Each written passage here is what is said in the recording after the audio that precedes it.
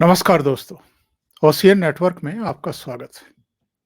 सीधे जुड़ रहे हैं पटना से अभिषेक तिवारी जी और जाहिर है बिहार पर चर्चा करेंगे और बिहार के कई मुद्दे हैं, कई डेवलपमेंट हैं, जिन पर उनसे जानने की कोशिश करेंगे कि बिटवीन द लाइन्स क्या है। अभिषेक जी, बहुत स्वागत है। नमस्कार। ओशन नेटवर्क के सभी दर्शकों को प्रणाम, नमस्कार, जय श्री राम। अभिषेक जी, सबसे पहले ये बताइए, प्रधानमंत्री नरेंद्र मोदी 13 जनवरी को बिहार के चंपारण पहुंच रहे हैं। बेतिया में उनकी रैली होने वाली है और ये माना जा रहा है कि 2024 के लोकसभा चुनाव का एक तरीके से वो शुभारंभ कर रहे हैं चंपारण से। तो मोदी जी ने बिहार को क्यों चुना, चंपारण को ही क्यों चुना 2024 के लोकसभा चुनाव की रणभेरी बजाने के लिए? अब चंपारण का इतिहास तो आपके दर्शकों को बताने की आवश्यकता है नहीं। नमक के खिलाफ भी बिगुल चंपारण कहीं से ही फूका था महात्मा गांधी जी ने। लेकिन अभी चंपारण क्यों? देखिए, अगर हम 2020 के चुनाव को देखें, इवन 15 के भी चुनाव को देखें, असेंबली इलेक्शन, तो हम देखेंगे तिरहुत प्रमंडल की तरफ जैसे जैसे बढ़ेंगे आगे, वो स्ट्रॉन्ग जोन होता है। यानी गंगा के पार वैशाली, मुजफ्फरपुर, दरभंगा, बेतिया, मोतिहारी, ये जो बेल्ट है, यहाँ पे बीजेपी बहुत स्ट्रॉन्ग रही है। दूसरी बात, बेतिया से अभी तो क्लियर नहीं है, लेकिन मुझे लगता है कि मनीष कश्यप वाला भी मुद्दा उठेगा, क्योंकि वो बेतिया से ही है और त्रिपुरारी तिवारी को लेकर के बहुत कुछ हुआ है। तो अगर बिगुल फूकना होगा या कुछ चमत्कार करना होगा, कुछ ऐसा, तो एक वो कारण भी है। दूसरा, जो मैंने बताया कि वो बीजेपी का सबसे स्ट्रॉन्ग होल्ड है और वहां पर हमेशा ही बीजेपी साधती रही है वहां के लोगों को। एक वो बड़ा कारण है। मेरा मानना है कि वो पूरा बेल्ट फिर से 2024 में भी बीजेपी बहुत अच्छा परफॉर्म करना चाह रही है और इनको पता है कि स्ट्रॉन्ग जोन को अगर हमने साध लिया तो इस जोन में जितनी सीटें हैं अगर हम निकाल गए तो बीजेपी 25 प्लस सोच सकती है, या मतलब एनडीए के लिए जो 30 का लिमिट इन लोगों ने मिनिमम सेट किया है वो आराम से अचीवेबल है। लेकिन इसमें वही बात है कि क्या आप चंपारण के साथ साथ जो पूरा आई किए हुए हैं, ये पूरा तिरहुत प्रमंडल का वो पूरा बेल्ट, वो कैसे साध पाते हैं, नहीं ये तो रैली के बाद पता चलेगा। कई मही कई महीने पहले अमित शाह तो स्पष्ट कर चुके थे कि अब नीतीश कुमार की वापसी नहीं होगी, दरवाजे बंद हो चुके हैं।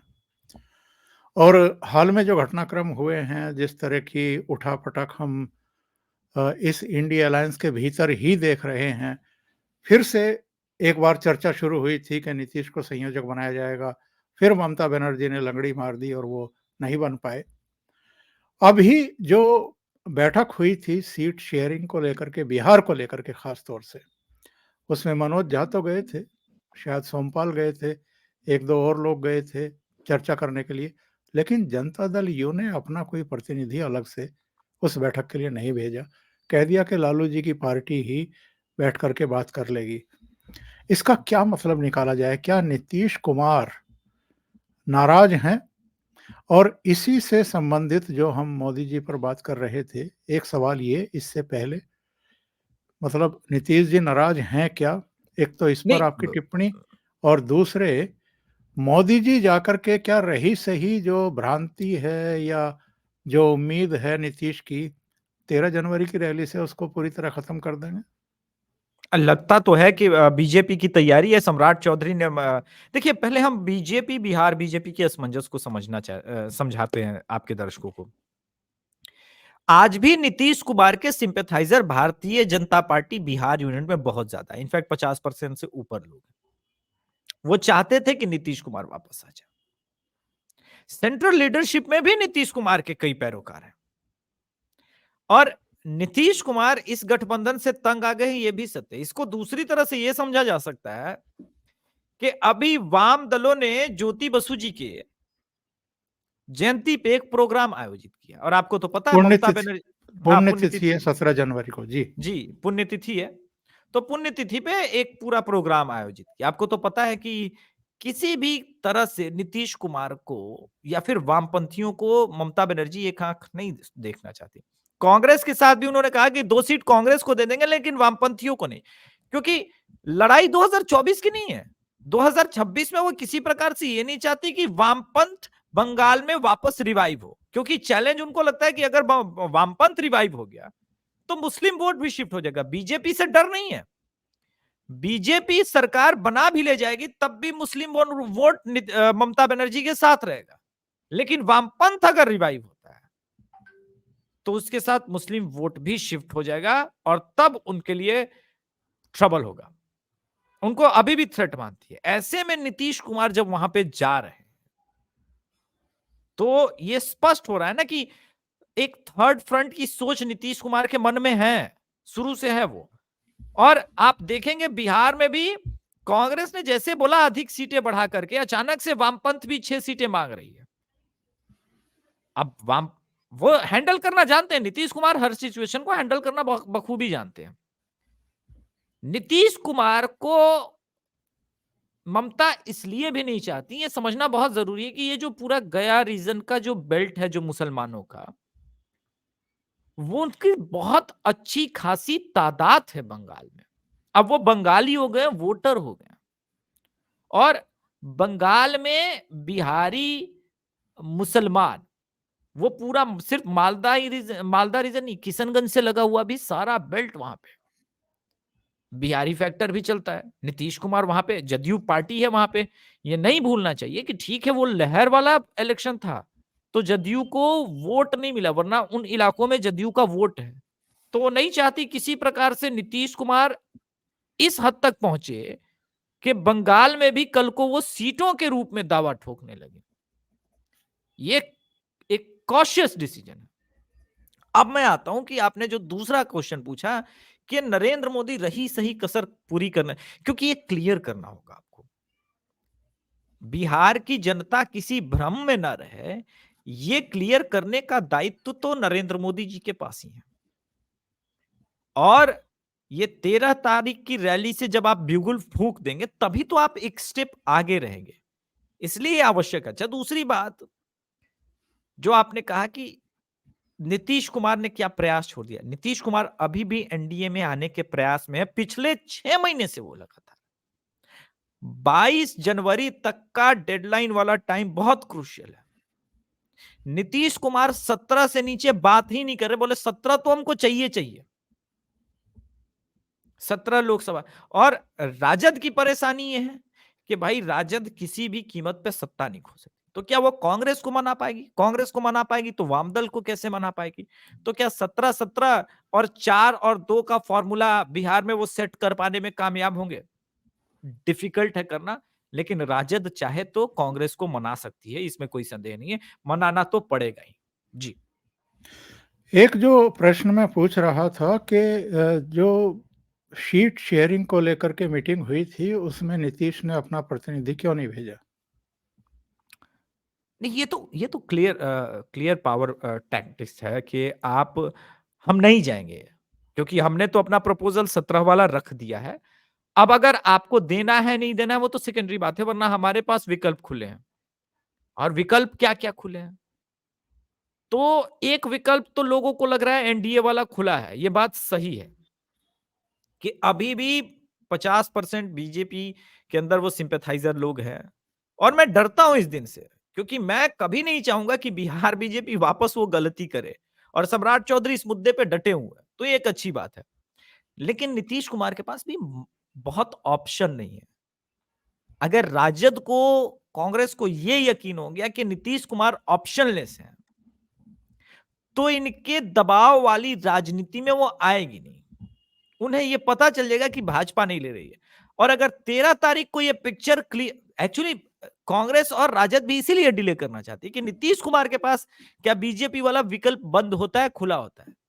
अगर 13 तारीख को नरेंद्र मोदी ने क्लियर ही कर दिया ये पिक्चर कि नहीं, नीतीश के साथ नहीं जा रहे हैं, किसी कीमत पे नहीं जा रहे हैं, बिहार के मतदाताओं को क्लियर एड्रेस कर दिया, तब तो जो बार्गेन पावर है नीतीश कुमार का वो बहुत कम हो जाएगा। राजद से भी बार्गेन नहीं कर पाएंगे और जदयू से भी नहीं। तो क्या थर्ड फ्रंट वाला ऑप्शन अभी भी खुला है? मेरा मानना है कि थर्ड फ्रंट वाला ऑप्शन बिल्कुल तैयार है, बिल्कुल खुला हुआ है, क्योंकि बिहार से ही कनेक्टेड एक न्यूज आपको उत्तर प्रदेश में भी देखना पड़ेगा कि कल सीरीज ऑफ ट्वीट किए थे मायावती ने, और मायावती के ट्वीट डायरेक्ट समाजवादी पार्टी को जिस प्रकार से अटैक कर रहे थे कि दलित विरोधी और पिछड़ा विरोधी दोनों है ये, बड़ा हंगामा हुआ है उत्तर प्रदेश की भी राजनीति में, क्योंकि कांग्रेस चाह रही थी कि बीएसपी के साथ अलायंस करना है। ये बड़ा चोट है कि या तो बीएसपी चुन लो या समाजवादी पार्टी चुन लो। उसी प्रकार से ये बहुत क्लियर हो जाएगा आने वाले कुछ दिनों में बिहार में भी कि राजद और कांग्रेस साथ साथ चलेंगे तो बीएसपी नीतीश कुमार लेफ्ट क्या एक अलग समीकरण बना रहे हैं केसीआर के साथ, क्योंकि वो बातें चल रही हैं। जी आपने बिल्कुल सही कहा है। नीतीश कुमार का 17 जनवरी का कलकत्ता का दौरा मुझे लगता है कि तीसरे फ्रंट की नींव रखने वाला साबित होगा, क्योंकि केसी त्यागी ने भी इधर कुछ ऐसे बयान दिए हैं जिससे ये लग रहा है कि ममता बनर्जी और कांग्रेस और अरविंद केजरीवाल वगैरह जो खेल कर रहे हैं नीतीश को आगे बढ़ने से रोकने के लिए, या सीधे-सीधे अगर कहें तो संयोजक नहीं बनने देने को लेकर के इस तिकड़ी ने जो काम किया है, उसको लेकर के कहीं न कहीं नीतीश नाराज़ है। इसलिए मीटिंग में अपने प्रतिनिधि भी नहीं भेजे और वाम दलों के बुलावे पर ज्योति बाबू की पुण्यतिथि के कार्यक्रम में जा रहे हैं। और आपका बिल्कुल सही आकलन है, केसीआर हों, मायावती और अखिलेश में से कोई एक हो, और कुछ दूसरे लोगों को भी ये जोड़ने की कोशिश करेंगे। आईएनएलडी है, ओम प्रकाश चौटाला की पार्टी, इसके अलावा नवीन बाबू भी हो सकते हैं अगर वो चाहेंगे तो। हाँ कुछ सर, और लोगों को जोड़ करके ये तीसरे मोर्चे के गठन की तरफ तो बढ़ सकते हैं। तो अगर ऐसा होता है, तो फिर 2024 में भारतीय जनता पार्टी का तो और भी आसान रास्ता हो जाएगा, क्योंकि वोट तो फिर बढ़ जाएँगे। देखिए वोट बटे ना बटे सेकेंडरी बात है, लेकिन मैं एक बात कहना चाहता हूं। अब चूंकि नीतीश कुमार ने ये रिस्क ले ही लिया है और सब कुछ दांव पे लगाने के बाद जब उनकी अंतिम पारी है तो खुल के तो बैटिंग करने दिया जाए कम से कम। और उन्हें ये लग रहा है कि भाई जब प्रयास कर ही दिया है मैंने चंद्रबाबू नायडू वाला, तो या तो चंद्रबाबू नायडू बन ही जाऊं, वो अलग बात है, लेकिन कम से कम प्रयास तो करूं, ताकि ये मन में मलाल ना रहे कि मैंने संपूर्ण प्रयास नहीं किया। अब जो आपने दूसरा प्रश्न पूछा कि बीजेपी के लिए राह आसान होगी या मुश्किल, मैं इसको ऐसे देखता हूं कि कांग्रेस के लिए बड़ा घातक हो जाएगा। देखिए कांग्रेस का और बाकी जो क्षेत्रीय दल हैं जिनके अंदर ये चाहत है कि वो भविष्य में राष्ट्र की राजनीति करे, ये दोनों एक बात पे टिकी हुई है कि क्या कांग्रेस तीसरी बार बिलो 54 सीट से नीचे, यानी मुख्य विपक्षी दल का जो मिनिमम क्राइटेरिया होता है वो पाने के लिए 54 सीटें जो चाहिए वो ले पाती या नहीं। अगर 54 से नीचे जाती, जो कि इस वक्त समीकरण कुछ ऐसे कर रहे हैं, इवन इंडिया अलायंस भी लड़ जाए, तब भी कांग्रेस के लिए 54 सीट मुश्किल है। अब दूसरी बात, लेफ्ट का अलायंस वाला जो है वो ऑब्वियस अब होता जा रहा है, क्योंकि बंगाल में नहीं हो रहा है, त्रिपुरा में नहीं बन रहा है, और केरल में बनना नहीं है। केरल में साफ साफ उन्होंने ये कह दिया कि इस बार राहुल गांधी वायनाड से चुनाव न लड़े। तो भाई राहुल गांधी चुनाव कहां से लड़ेंगे?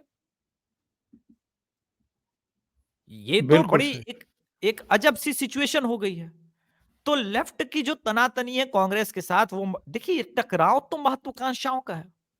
और ओमकार सर, एक बात मैं बार बार कह रहा हूं, चाहे वो समाजवादी पार्टी हो, बसपा हो, लेफ्ट हो, तृणमूल कांग्रेस हो, नीतीश हो, राजद हो, या आम आदमी पार्टी, इन सबका ध्येय यह है कि मुस्लिम वोट उनका वाला जो है वो उनके हिस्से से बाहर ना चला जाए। सारा खेल मुस्लिम वोट पे वर्चस्व बनाने का। केसीआर भी कांग्रेस से इस वक्त खार खाए हुए हैं, सत्ता चली गई है, बदला निकालने का मौका है, मोदी चांस देंगे नहीं, क्योंकि उनकी लड़ाई करप्शन के अगेंस्ट चल रही है। उनको भी साथी की यह सख्त आवश्यकता है कि कम से कम लोकसभा में तो नंबर ऑफ सीट्स इतनी रखें कि राजनीति चल सके, क्योंकि पता चला कि लोकसभा में भी नहीं गए और विधानसभा हार ही चुके हैं। तो स्थिति उनके लिए और विकट हो जाएगी। तो ऐसे में जो नए समीकरण बन रहे हैं, उस पे हमको ध्यान अधिक देने की आवश्यकता है। मेरा मानना है कि इंडी अलायंस है ही नहीं। इंडी अलायंस बस मीडिया में चल रहा है और बाकी कहीं जो कुछ बचा हुआ है वो यूपीए का कुनबा चल रहा है। जी। और अगर दूसरे एक महत्वपूर्ण मुद्दे पर आए तो ईडी ने आज जो जमीन के बदले नौकरी देने वाला मामला था लालू यादव और उनके कुनबे के खिलाफ जो चल रहा था जांच पड़ताल, उसमें आरोप पत्र दाखिल कर दिया है। जी। और इसमें तो मीसा भारती का नाम भी है ईडी में। आना ही था, आना ही था। मैं बता दे रहा हूँ। जी जी। पटना में sir 3 cell dead Rabri Devi के नाम है। इसमें से 2 सील डेड फरवरी 2008 की है, जिसमें 3375 वर्ग फीट के 2 प्लॉट है। तीसरी सेल डीड 2015 की है, जिसमें 1360 स्क्वायर फीट का यानी 1 कट्ठे का प्लॉट है। ये राबड़ी देवी के नाम पे है। इसके अलावा लालू यादव की सबसे बड़ी बेटी मीसा भारती के नाम 2007 की एक सेल डीड है, जिसमें उन्हें 80,905 वर्ग फीट का प्लॉट है। ये बहुत बड़ा प्लॉट है सर। अब इसी के अलावे लालू यादव की बेटी हेमा यादव के नाम में भी पटना में 2 गिफ्ट डीड की जानकारी मिली है, जो 3375 वर्ग फीट का है और 2014 में यह गिफ्ट आया था। इसके अलावे एक डीड जो एके इनफोर्टिस नाम की कंपनी को दिया, कंपनी के नाम से दिया गया है, जो 9527 वर्ग फीट का है। तो सर पूरा खानदान लिफ्ट है तो नाम तो आएगा सर। अब तो मैंने हर एक सेल डीड जो जो इसमें है, सब लड़कों की नौकरी भी अब जा चुकी है इस जांच में। और ये बिल्कुल कनेक्टेड है कि जिनको जिनको नौकरियां मिली है उनके परिवार की जमीन वहां पे, ये ओपन एंड शट केस है। इस पे तो ये कहना कि पॉलिटिकल वेंडेटा है, जो आजकल एक तेजस्वी यादव भी सीख गए हैं ये टर्म बोलना, लालू यादव वाला, कि मेरे खिलाफ पॉलिटिकल वेंडेटा है। तो भाई आपके खिलाफ पॉलिटिकल वेंडेटा बोलना नहीं आता, वो वेंडेटा बोलते हैं। पॉलिटिकल वेंडेटा है। हाँ, वो आपको तो पता है सर, वो बोलना नहीं आता उतना। तो जो पॉलिटिकल वेंडेटा की जो बात करते हैं, मैं ये साबित करने के लिए सीबीआई के पास बहुत ऑप्शन है। और अब ईडी ने जैसे ही ट्रांजैक्शन डिटेल्स निकाले तो सब कुछ मैच कर गया। आपको पता होगा कि अभी कुछ दिन पहले ईडी ने इनके एक करीबी के पास, जो कि सैनिक फॉर्म के पास था दिल्ली में, छतरपुर के पास, जबरदस्त छापा मारा था। वहां सारा डॉक्यूमेंट मिल गया है, सब कुछ ओपन एंड शट केस है। और इसी वजह से लालू पर यादव के कुनबे की जो सबसे बड़ी परेशानी है वो यही है कि किसी प्रकार से तेजस्वी यादव को मुख्यमंत्री बना दे, क्योंकि फिर उनका जेल जाना इतना सहज नहीं रहेगा। एक मुख्यमंत्री को बुलाने के लिए और अरेस्ट करने के लिए बहुत प्रोसेस हो जाएगा, कई बार सुप्रीम कोर्ट के चक्कर लगेंगे। ईडी के समन तो बाकी वो आराम से डक कर ही सकते हैं। तो एक समय मिल जाएगा। वो समय चाहते हैं कि एक बार फिर से 2025 में फिर अगर हम जीत पाए इस सिंपैथी के नाम पे, तो हम ये कह पाएंगे कि एक चुनी हुई सरकार को गिराने का पॉलिटिकल वेंडेटा है। बाकी open and shut corruption case है, इसमें इनके परिवार का तबाह होना एकदम पक्का है। और अभी मैं एक खबर देख रहा था जिसमें ये बताया जा रहा है कि जो नेता ये कह रहे थे कि हमको प्राण प्रतिष्ठा समारोह का निमंत्रण पत्र नहीं मिला है, उनको भेजने का ऐलान कर दिया है न्यास ने। शरद पवार को भी जाएगा, उद्धव ठाकरे को भी जाएगा, अरविंद केजरीवाल को भी न्योता भेजा जाएगा। लेकिन चूंकि सभी पॉलिटिकल पार्टियों के अध्यक्षों को ऑलरेडी भेज दिया गया है, तो बिहार में लालू यादव को भी मिला ही होगा और नीतीश बाबू को भी मिला होगा। आपकी क्या जानकारी है, इनमें से कोई जा रहा है क्या प्राण प्रतिष्ठा समारोह में? और अगर नहीं जा रहा है तो इसकी वजह क्या है? और थोड़ा ये भी समझाइए, लालू यादव के बेटे को, उप मुख्यमंत्री को, तेजस्वी यादव को ये बोलने की क्या ज़रूरत पड़ गई कि बीमार पड़िएगा तो क्या मंदिर में जाइएगा? भूख लगेगी तो क्या मंदिर में जाइएगा? अब देखिए, ये तो क्लियर है कि मुस्लिम वोट और इनको प्रसन्न भी करना है, क्योंकि एक जो 22 तारीख तक लहर उत्पन्न होनी है रामलला के इस पूरे मंदिर के कार्यक्रम के वजह से, ये तो है कि उनको पता है कि हिंदू वोट खिसक जाए कम, लेकिन जिस तट तट के ऊपर बैठे हैं, कम से कम वो जमीन नहीं खोना चाहते। उस तट का नाम है मुस्लिम तट। और किसी भी एक्सट्रीम पे जाकर के वो चाहते हैं इसको बचा लेना है। अब इसमें एक समस्या क्या है सर? तेजस्वी यादव अभी स्वयं गए हुए थे, अपना भी मुंडन किए, अपनी बेटी का भी, वो सबका बाल अर्पण किया गया है वहां पे तिरुपति में। अब राजनीति में इनको इतना कोई समझा पाता, चूंकि पढ़े लिखे नहीं है तो मैं समझ सकता हूं ये सहज उत्पन्न होगा कि बीमार होने पे क्या होगा। हॉस्पिटल बनाना सरकार का काम है, चाहे ये राम मंदिर हो या भारतवर्ष में कोई भी बड़ा मंदिर, वो सरकार ने नहीं बनाया। सरकार उन्हीं मंदिरों से जो टैक्स लेती है, जो पैसा लेती है, वो पूरी तरह से इस देश के लोगों का पैसा है जो मंदिरों के लिए देते हैं। सरकार ने आज तक कोई मंदिर नहीं बनाया, लेकिन बीमार पड़ने पे लोग हॉस्पिटल जाएंगे, ये बात ठीक है। तो आपने कितने हॉस्पिटल बनाए पिछले 30 सालों में? आपने कितने हॉस्पिटल बनाए? मैं आप ही की बात कर रहा हूं। आपने तो हॉस्पिटल नहीं बनाया। एम्स केंद्र सरकार ने बनाया। ये ना कोई कहते कि पटना एम्स या दरभंगा भी एम्स अलॉट हो चुका है, अभी जमीन की मारामारी चल रही है इस वजह से, वो केंद्र सरकार की थी। आपने कितने नए हॉस्पिटल या क्वालिटी डॉक्टर्स प्रोड्यूस किए? बिहार में तो प्राइवेट हॉस्पिटल जो एक इंस्टीट्यूट की तरह काम करे, जो डॉक्टर्स प्रोड्यूस करता हो, वो भी बड़े बड़े नहीं है। बिहार में तो बड़े मेडिकल यूनिवर्सिटीज भी नहीं है। ये तो बड़े दुख की बात है। यानी आप फेल हुए, आपका समाजवाद फेल है पिछले 35 साल में।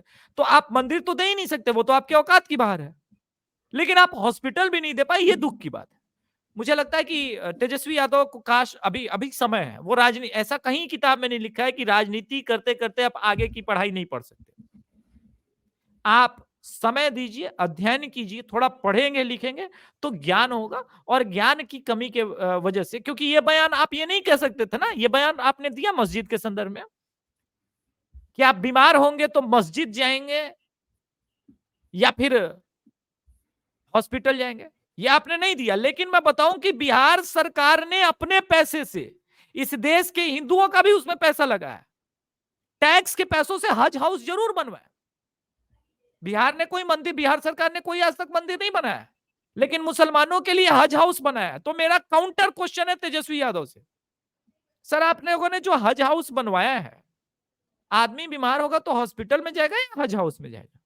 मेरे इस प्रश्न का उत्तर मैं चाहूंगा सर, आपके दर्शक भी कमेंट बॉक्स में दे सकते हैं तो दे दें, बाकी सब ठीक। बहुत बहुत धन्यवाद अभिषेक जी, ओशियन नेटवर्क के लिए इतना समय निकालने के लिए और कई मुद्दों पर चर्चा करने के लिए। Thank you so much. नमस्कार। बहुत बहुत बहुत धन्यवाद सर। नमस्कार। जय श्री राम। जय श्री राम।